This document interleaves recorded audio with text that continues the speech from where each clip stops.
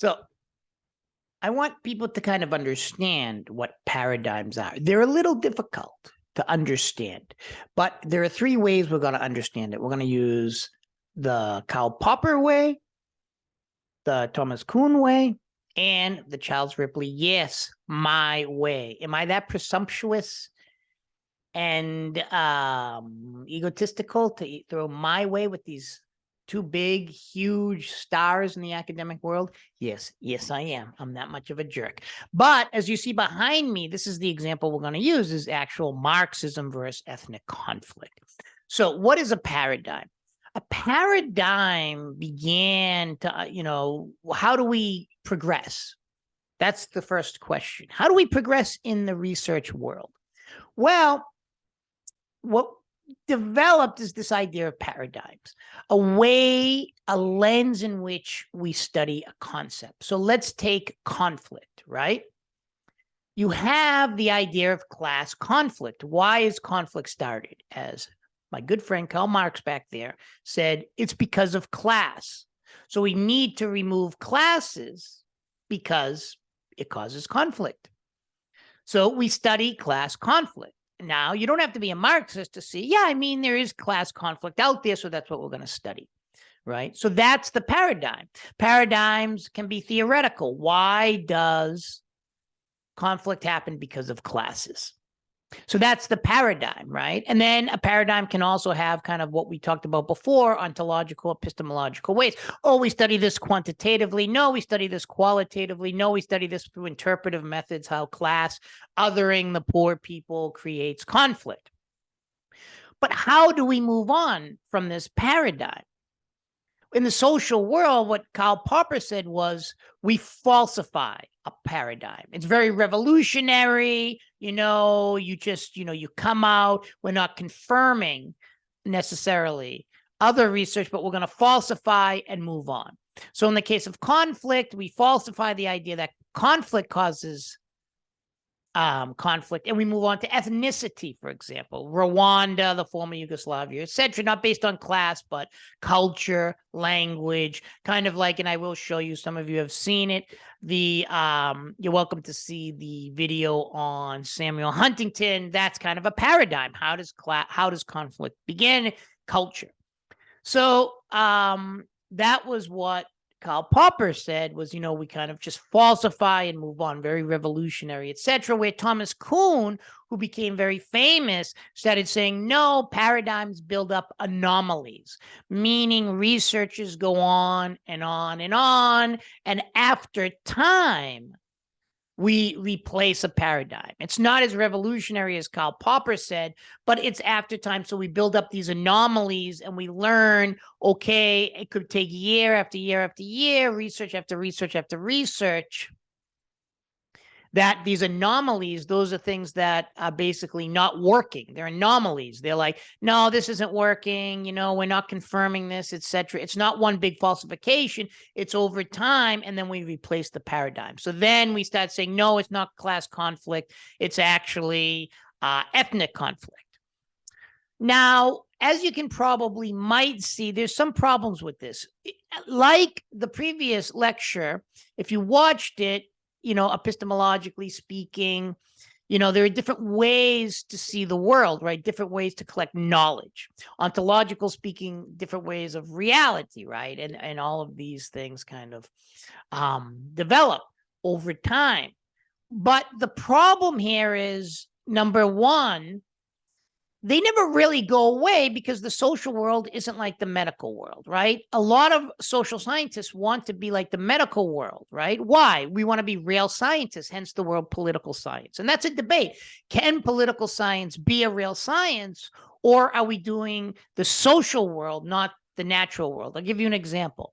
A long time ago in the medicine world, right, people would literally give leeches to people who were sick, right?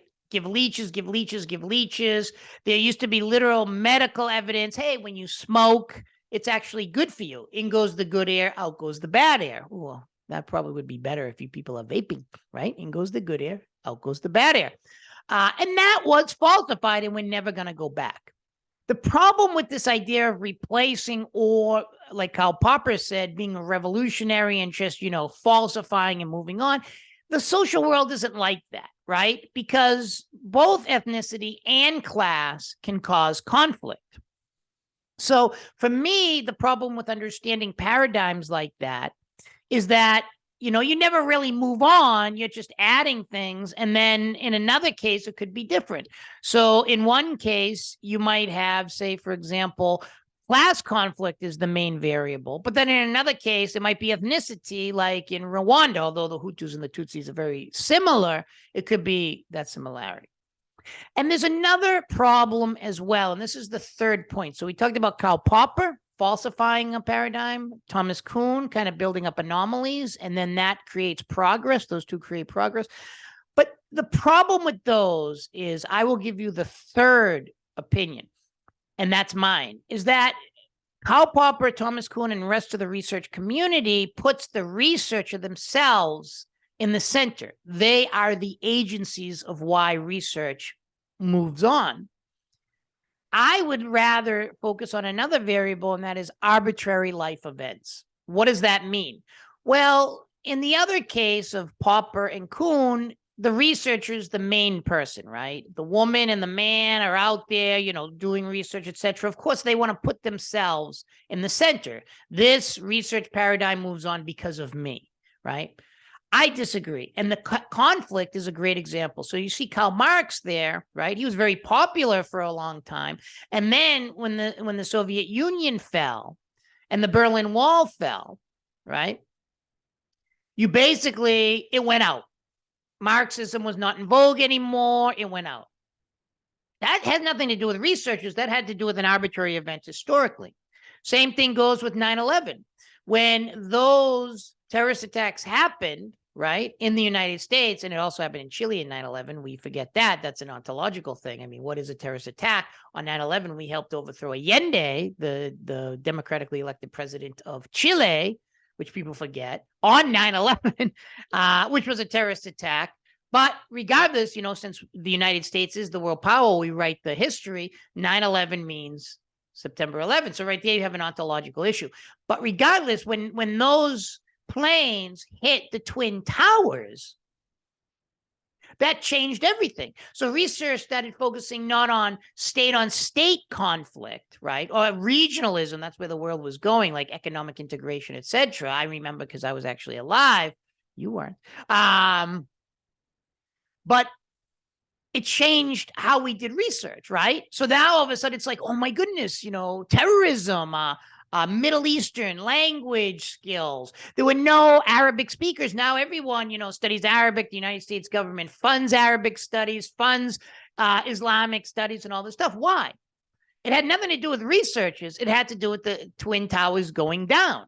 So, and the same thing goes with the COVID. All of a sudden, during the COVID and after, we get all these emails being a researcher. Oh, does anyone want to do, health and the social sciences, health and conflict, the COVID, all this stuff? It's like, no one did that stuff before. No one talked about the WHO, the World Health Organization. Now I have a debate about that in my POS 160.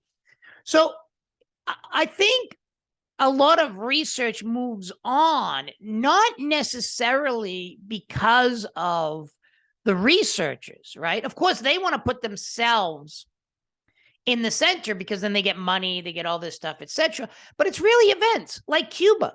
After the Cuban Revolution in 1959, no one cared about Cuba, right? No one cared about Cuba. But then, boom, 1959, a revolution. Hey, we have all these Cuban scholars. Why don't we have Jamaican scholars? There aren't that many because that never happened in Jamaica.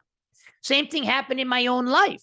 I lived in Nicaragua 8 years of my life. I know Central America, etc. But when I got back, no one cared about it. But now that there's a huge problem in Nicaragua because Daniel Ortega won't leave power, I'm getting all these emails, hey, you want to come here? You want to write this article? You want to do this? Hey, you want to, be an expert witness? I was an expert witness in a court case because so many Nicaraguans are coming over the borders. So I was an expert witness in migration case. And that pays a lot of money. I've never gotten paid as much as that. It was like very good. So be an expert witness, study law. See, before that expert witness case, another arbitrary event, I told people, you don't have to study law. Now I'm thinking, maybe you should study law because there's a lot of money in law, right? So the point is that, things change in the research world, in the social science world, in all these worlds, right? Academic worlds, not because necessarily the researcher, but because of these events that happen. The rise of Putin behind me all of a sudden created more, oh, we need Russian specialists, right? Now it's, oh, we need Russian specialists. When I was undergraduate, like you people, I was studying Russian. No one cared because it was after the fall of the Soviet Union. So I was like, Privyet, pожалуйста, твоя ручка, твоя собака, right?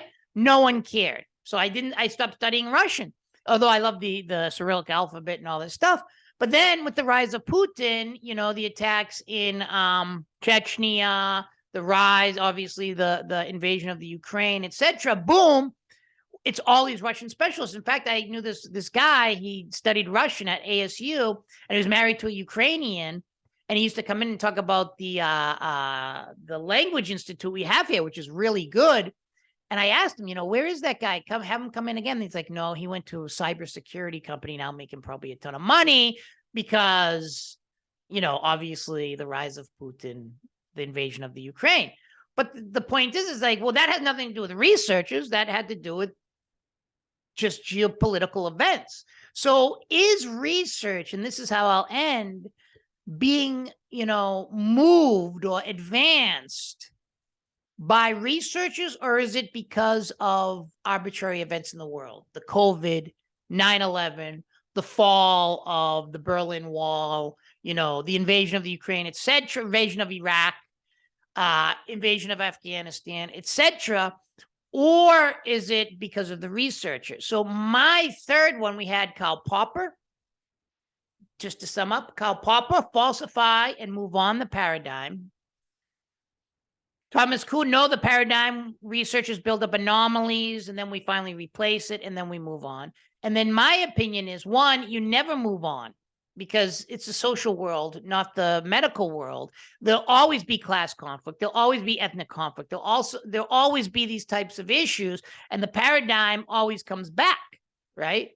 And two, most importantly, we have to concede that maybe paradigms are not being pushed forward by researchers, but by historical events. And I think that's very, very important to understand. So it isn't the easiest thing to understand, but I hope you kind of get a grasp on it because we do have quizzes and exams. But, this is one of the part of the social sciences. Thanks, everyone, for coming out.